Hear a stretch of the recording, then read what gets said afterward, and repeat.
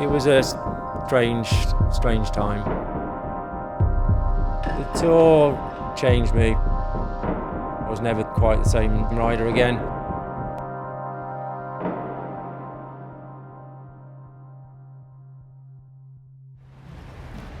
No. It doesn't look familiar at all, this. No. No, I can't remember. How long ago? 31 years ago. Not been back since? No, never been back. Been back to the Alps a few times, but never to Ventoux. So it's going to be interesting on this bike and the gearing and.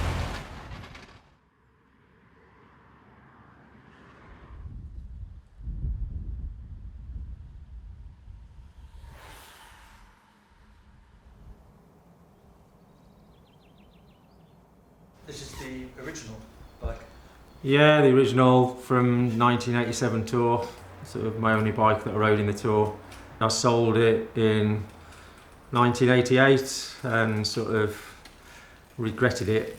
And yeah, I'd always get the question from people, have you still got your tour bike? And I'd now go through the story, I sold it, and then out of the blue, someone contacted me on Facebook to say he got it, and gave me the story that he bought it in '88, raced it as a junior, but I hadn't ridden it for quite a few years, and it was in his garage, and so I made him an offer, got him back. It was sort of not in this condition, so I had to do a restoration job on it, as regards the frame anyway. The part that's surprising is someone's just not thrown it in a skip, but someone's actually kept it for 20 odd years.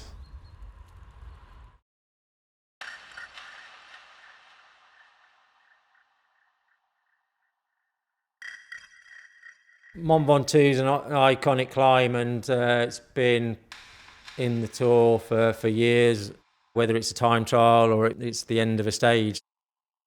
It's not like the Alps, where a lot of the alpine climbs are mingled in with all the other alpine climbs. Ventoux stands out on its own. My aim for the stage was to go for it. On the day, I felt fairly good. I was about 5th fastest to the bottom of the Mont Ventoux. I thought I was holding back. It's just the racer in me. I just wanted to see if I can do the best time. From the first bend of where the climb starts proper, yeah, I remember it being steep. Yeah, I think my memory had flattened quite a little bit out. I could do with that compact chain set now. The team was the first British team to ride the tour for, I think, 20 odd years, and yeah, Tony Capper, the team owner, it was his dream. Quatrième étape du prix cycliste Midi Libre, c'est le Britannique Adrian Timmis qui... I ended up winning a stage in Midi Libre. Up until that point, we weren't totally sure that we were riding the tour. I think behind the scenes there was lots of talk with the tour organisers, trying to persuade them to get us a ride in the tour. My win in Midi Libre sealed the deal. I think we had maybe a week or so at home and the odd British race to get ready for the tour. Yeah, there was a few rumblings in the team maybe. I didn't know anything about it before going, but money was a bit late being paid. So yeah, it was a strange time.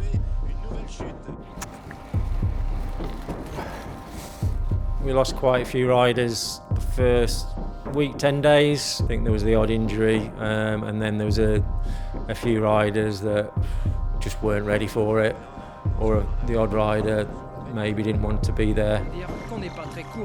I was probably just 23 when I rode the tour, literally by a week, which was at the time, compared to today, was really young to be doing your first tour. I hadn't done the races to really ride the tour, the mountain races, or even the first time I'd seen the mountains, the high mountains, was in the tour. So I'd never even trained in the mountains, and sort of looking back, yeah, I should have been living, training in the mountains just like the guys do today.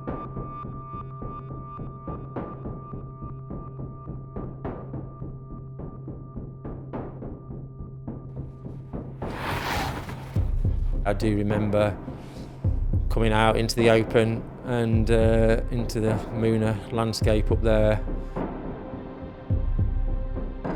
The last 6K is very exposed, so it's exposed to the heat. The heat sort of is reflected off the white surface, and then it's exposed to the wind.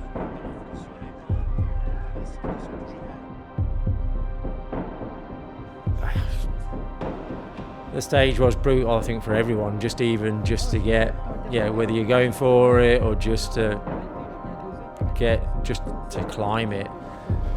There's no real way of taking it easy. It's that steep. You have got to press on the pedals just to keep moving.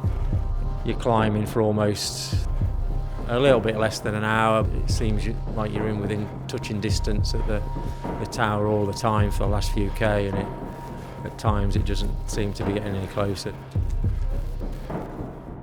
After the Mont Ventoux, I suffered a hell of a lot after that. Definitely the next day I paid for it. I was hanging on all day, and I think I probably pushed myself that bit too much.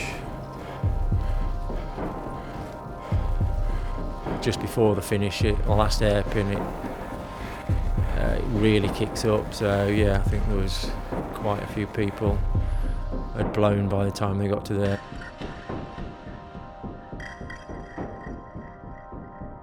The tour, yeah, changed me probably in a lot of ways. Sort of, I was never quite the same again afterwards. People said it was too soon for me to ride the tour. And looking back, I may have had chronic fatigue afterwards for quite a while, and maybe mentally as well. It sort of finished me off how tough it was, but definitely afterwards I was up and down all the time. I carried on for a few years afterwards, but never with any consistency and with big teams and any big results again.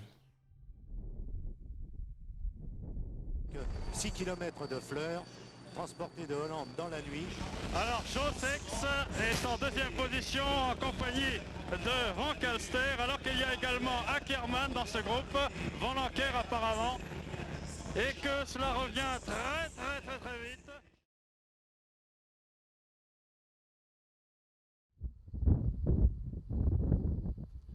I had to ride most of it out of the saddle. My legs were going, but that last kilometre was the last 500 metres or tough. That gear.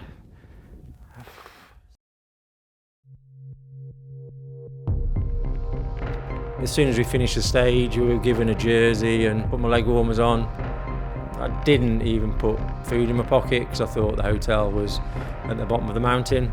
The master gave me the name of the hotel, which I promptly forgot, and then rode down and got lost. So what should have been a 20-minute descent to the hotel ended up being an hour and a half ride looking for our team van. By the time I got to the hotel, I was starving.